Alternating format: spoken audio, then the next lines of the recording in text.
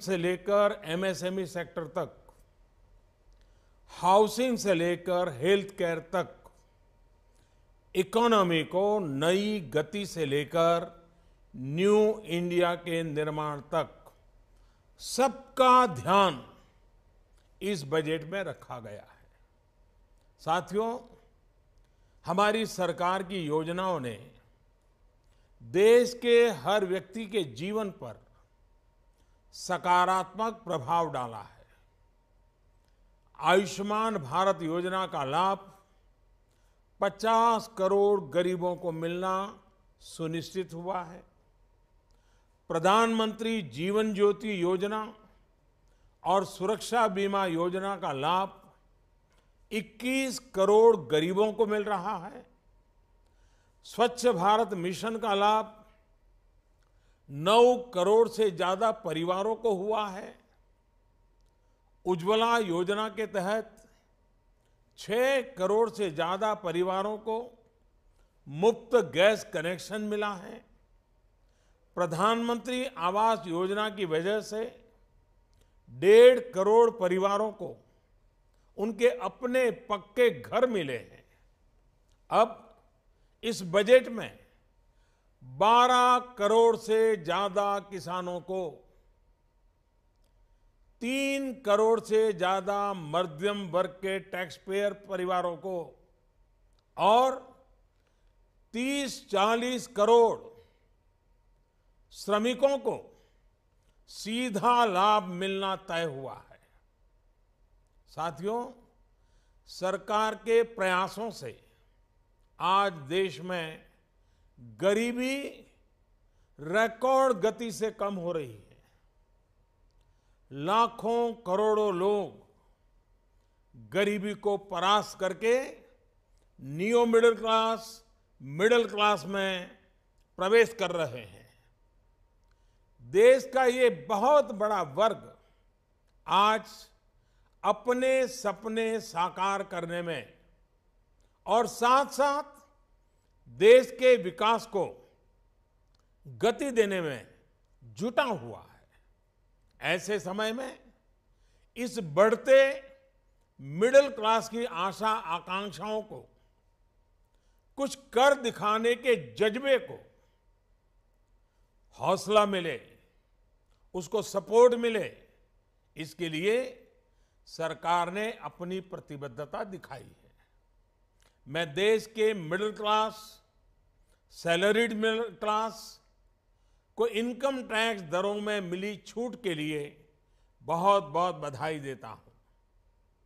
ये मध्यम वर्ग और उच्च मध्यम वर्ग की उदारता ही है, उनकी ईमानदारी ही है, कानून को मानकर चलने की उनकी प्रतिबद्धता ही है, जिसकी वजह से देश को टैक्स मिलता है, देश की योजनाएं बनती हैं, गरीब का कल्याण होता है।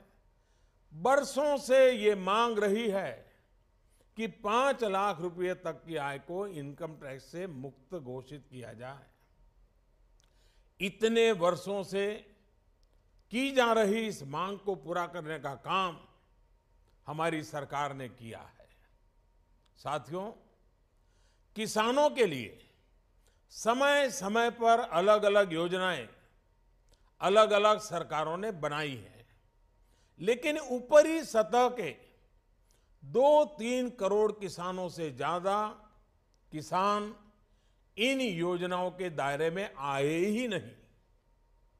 अब प्रधानमंत्री किसान सम्मान निधि, यानी जिसे पीएम किसान योजना कहा जा रहा है, उसका लाभ 12 करोड़ से ज्यादा उन किसानों को मिलेगा जिनके पास 5 एकड़ से या 5 एकड़ से कम भूमि है। एक प्रकार से आजादी के बाद देश के इतिहास में किसानों के लिए बनी ये सबसे बड़ी योजना है। हमारी सरकार किसानों के लिए एक के बाद एक ठोस कदम उठा रही है। पशुपालन, गौ संवर्धन, मछली पालन जैसे ग्रामीण जीवन और कृषि जीवन से जुड़े अहम क्षेत्रों का भी इस बजट में विशेष ध्यान रखा गया है। राष्ट्रीय कामधेनु आयोग और मछली पालन का अलग डिपार्टमेंट करोड़ों किसानों को अपनी आजीविका बढ़ाने में मदद करेगा, मछुआरों की मदद करेगा। हमारा ये पूरा प्रयास है कि किसान को सशक्त करके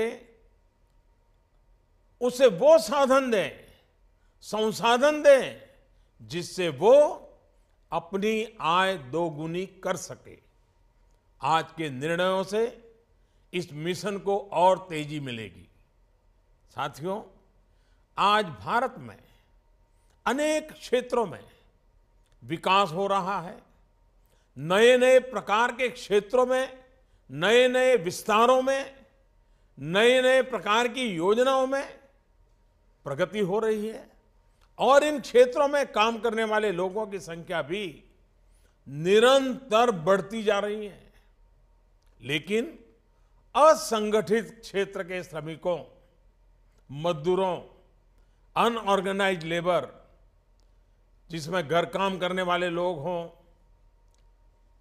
या खेतहर मजदूर हो या ठेले चलाने वाले लोग हो, ऐसे समाज का एक बहुत बड़ा तबका है।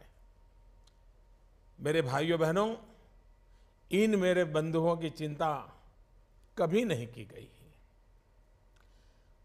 उन्हें उनके नसीब पर छोड़ दिया गया।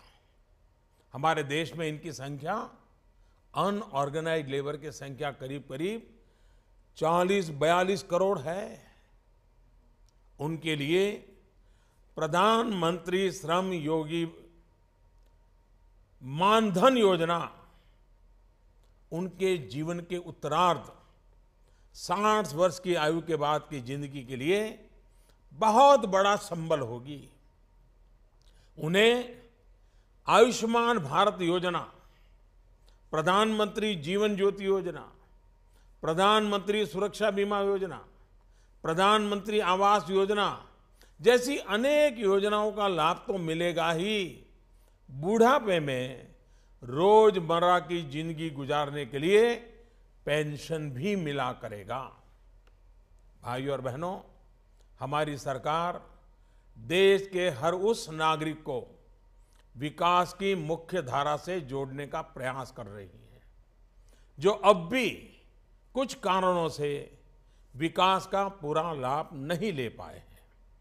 समाज की आखिरी पंक्ति में खड़े व्यक्ति तक पहुंचने के इस प्रयास में सरकार ने गुमंतु समुदायों जैसे मदारी हैं, सपेरा हैं, बंजारा है, गाड़िया लुहार है आदि के लिए एक वेलफेयर बोर्ड बनाने का भी फैसला किया है।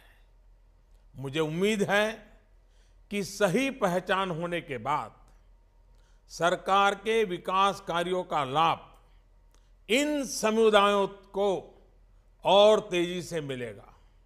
साथियों, व्यापारी वर्ग के लिए, ट्रेडर्स के लिए कोई मंत्रालय हो, उस विचार से एक नई व्यवस्था का विकसित करने की दिशा में हम आगे बढ़े हैं।